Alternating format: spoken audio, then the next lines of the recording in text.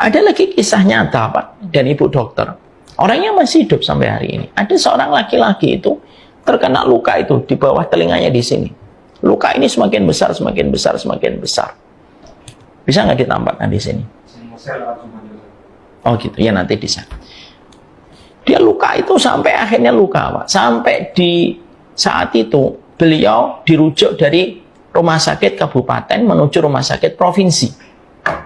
Bapak. Lukanya itu semakin besar, semakin besar. Ketika dalam upaya beliau sedang dirujuk ke rumah sakit provinsi, ternyata beliau saat itu ketemu seorang tabib. Tabib ini insya Allah beliau itu orangnya moderat Bapak, nggak terlalu ekstrim. Artinya beliau tidak menafikan pengobatan-pengobatan yang ada, para dokter dan rumah sakit, tapi juga beliau ingin untuk melihat kondisi hatinya. Ketika melihat lukanya, maka tabib ini merasa ini ada dendam. Terus ditanya Bapak punya dendam atau tidak? Nanti kalau ada yang pengen melihat, ini saya di-share oleh bagian admin di Zoom. Maka tabib ini bertanya sama beliau, Bapak punya dendam atau tidak punya dendam? Maka beliau mengatakan, pertama kali beliau denial. Saya tidak punya dendam. Bapak punya dendam enggak? Saya nggak punya dendam. Bapak punya dendam enggak? Saya nggak punya dendam. Sampai akhirnya terus denial beliaunya, sampai akhirnya Pak, pengobatan dari luar itu tetap kita ikhtiarkan. Tapi bagaimanapun kita harus memperhatikan kondisi hati Bapak itu ada sesuatu atau tidak. Kalau ada PR yang belum selesai, sebanyak apapun pengobatan dari luar, kalau hatinya belum selesai, sulit pengobatan dari luar itu akan memberikan kesehatan. Walaupun semuanya berpulang kepada kehendaknya Allah. Akhirnya Bapak dan Ibu dokter, akhirnya beliau ngaku, iya saya punya dendam. Sama siapa dendamnya? Dendamnya itu sama istrinya. Karena istrinya pernah selingkuh. Jadi istrinya pernah selingkuh, tapi tidak sampai terjadi kontak fisik. Cicat itu, istrinya selingkuh sampai akhirnya ketika selingkuh itu ketahuan. Sang suaminya marah, kecewa, tapi istrinya minta maaf. Dan bertobat, istrinya betul-betul bertobat. Ketika istrinya sudah bertobat, qadarullah masalahnya cuma satu Bapak. Laki-laki yang menjadi selingkuhan istrinya itu satu kampung dengan mereka. Sehingga akhirnya ketika sudah memaafkan, dia kalau keluar rumah, ketemu di masjid, kelihatan orang itu. Kalau ke pasar, lihat orang itu. Kalau pas alun-alun, kadang-kadang ketemu orang itu, lukanya tidak pernah sembuh.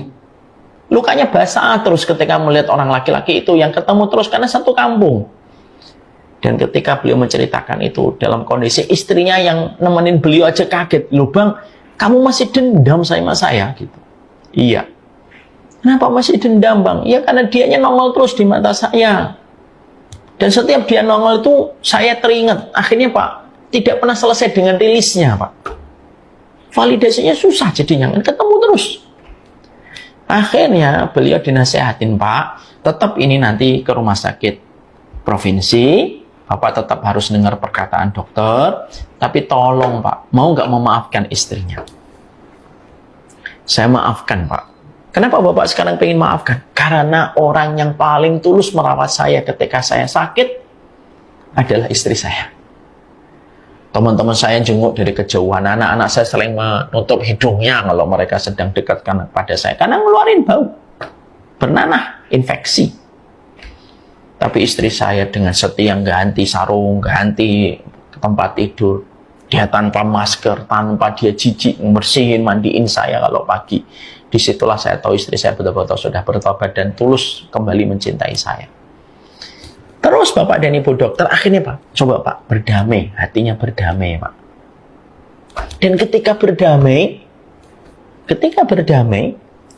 Masya Allah, dengan izin Allah, setelah itu berdamai, saling memaafkan, maafin aku ya Bang, gitu, iya, gitu, saling maafin ya. Mereka saling berdamai. Setelah itu dirujuk ke rumah sakit provinsi Pak, dengan izin Allah, ini saya kirimkan fotonya. Itu dengan izin Allah, luka itu akhirnya membaik, dan akhirnya mengering Pak.